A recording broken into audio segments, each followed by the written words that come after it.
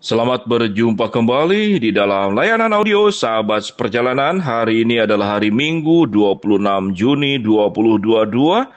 Tema renungan saat teduh kita adalah menjadi pemecah masalah. Menjadi pemecah masalah. Firman Tuhan terambil dalam Matius 7 ayat 7, ayat 9 sampai ke 10. Mintalah maka akan diberikan kepadamu, carilah maka kamu akan mendapat, ketoklah maka pintu akan dibukakan bagimu. Adakah seorang daripadamu yang memberikan batu pada anaknya jika ia meminta roti, atau memberi ular jika ia meminta ikan? Mari kita berdoa.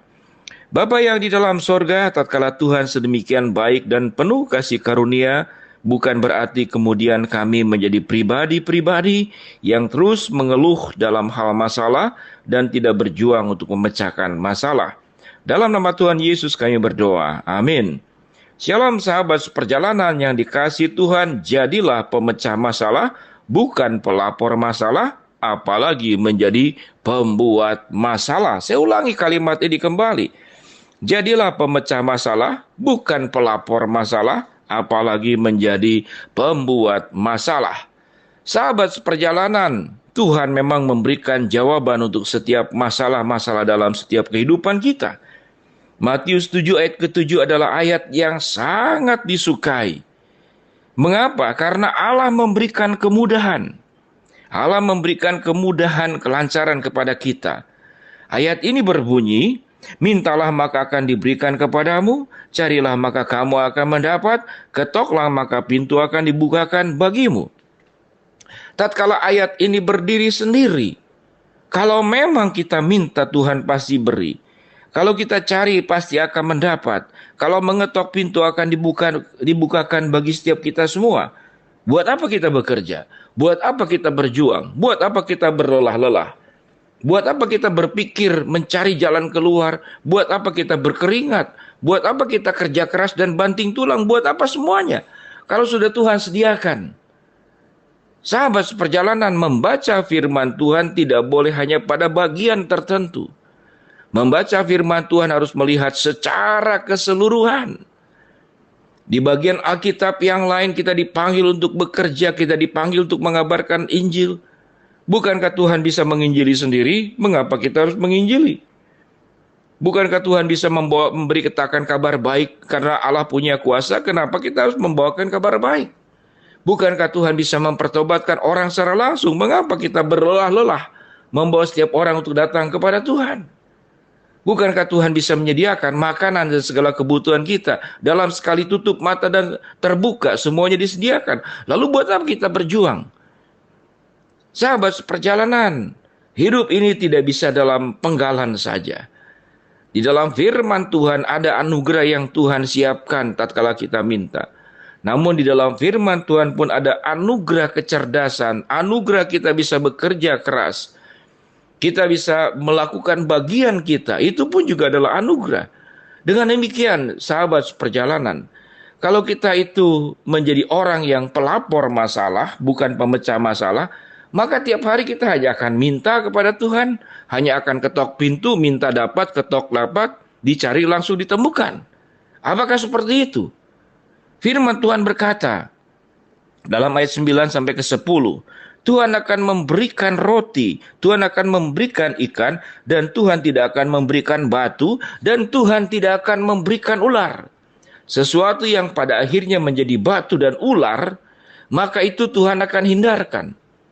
Nah, sewaktu Tuhan memberikan kemudahan, maka kita lama-lama akan menjadi batu. Kita tidak pernah akan bergerak, kita akan berdiam diri saja. Tetapi Tuhan mengatakan, Tuhan itu akan memberikan roti, bukan batu. Untuk memberikan roti, Tuhan bisa memberikan mana dari surga secara langsung. Namun Tuhan pun membiarkan kita, memanggil kita untuk mengerjakan bagian kita. Bagaimana mengolah dan membuat jadi roti. Tuhan tidak akan berikan ular. Kalau itu membuat sebuah bisa yang bisa mematuk dirimu dan membunuh dirimu sendiri. Tapi Tuhan akan memberikan ikan. Nah, di dalam proses mendapatkan ikan, kita harus beternak ikan, memancing ikan, berjuang mengerjakan bagiannya, sebagaimana Simon Petrus sebagai penjala ikan. Dengan demikian, sahabat perjalanan, membaca firman Tuhan tidak boleh sepenggal-penggal.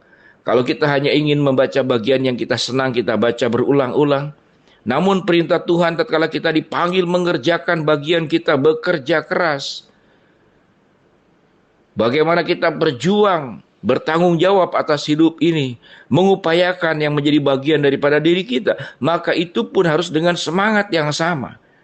Dengan demikian, sahabat perjalanan, dalam hubungan kita dengan Tuhan, kita bukan menjadi orang yang pelapor masalah. Ada masalah, lapor, serahkan saja kepada Tuhan, selesai. Pada bagian tertentu, tatkala kita sudah tidak sanggup, pencobaan yang kita alami itu melebihi kekuatan kita, maka di sanalah berkat, kekuatan, pertolongan Tuhan akan dicurahkan tanpa engkau berlelah-lelah. Tuhan akan memberikan mujizat tanpa engkau berjuang. Tuhan bisa melimpahkan anugerah tanpa engkau bersusah payah. Namun ada bagian daripada bagian kita, sahabat seperjalanan, yang kita harus lakukan, yang harus kita kerjakan. Dan kita dipanggil tidak hanya menjadi pelapor masalah, tapi menjadi pemecah masalah. Sehingga kenapa anak-anak kita berjuang keras untuk studi S1, tidak cukup dia S2, tidak cukup dia belajar lagi. Setelah menempuh pendidikan formal, mendapatkan gelar, dia pun belajar dari kehidupan yang nyata. Melewati pengalaman-pengalaman hidup, perjalanan-perjalanan yang luar biasa. Ada kesembuhan yang Tuhan berikan secara mujizat. Namun ada kesembuhan yang Tuhan minta kita mengerjakan bagian kita. Menemukanlah kita obat. Kita dipanggil bagaimana mengolah kesehatan agar kita sehat dan tidak sakit. Kita dipanggil untuk berolahraga, untuk menjaga tubuh kita sebagai bait Roh Kudus. Kita harus bekerja mencari nafkah, menjadi tulang punggung buat keluarga. Anak-anak berjuang bagaimana tidak hanya terus bergantung kepada orang tua, belajar untuk mandiri. Seperti anak burung Raja Wali, sewaktu masih kecil engkau belum punya sayap yang kuat, engkau dicukupkan oleh orang tuamu. Namun setelah engkau menjadi dewasa, maka engkau harus mencari makan sendiri, engkau harus terbang sendiri.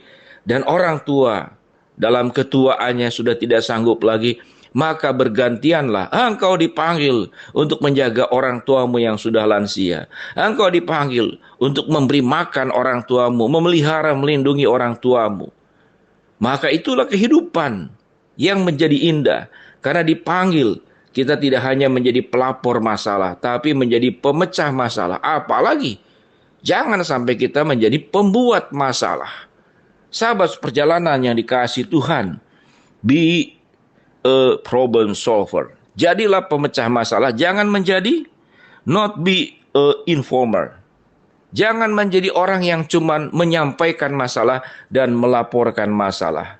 Sahabat perjalanan, inilah seni kehidupan menjadi orang percaya. Kita mengerjakan bagian kita, Tuhan akan mengerjakan bagiannya Tuhan. Mari kita berjuang, memberikan yang terbaik dalam hidup ini untuk dirimu sendiri, untuk keluargamu, dan tentunya untuk kemuliaan Tuhan. Jadilah pemecah masalah dan bukan pelapor masalah, apalagi menjadi pembuat masalah. Mari kita berdoa. Bapa yang di dalam surga, terima kasih buat kebenaran firman Tuhan untuk mengingatkan kami menjadi pemecah masalah dan tidak selalu menjadi pelapor masalah. Hamba-Mu berdoa buat yang sedang sakit, Tuhan jamah sembuhkan. Sahabat seperjalanan yang sedang menghadapi masalah, Tuhan bukakan jalan.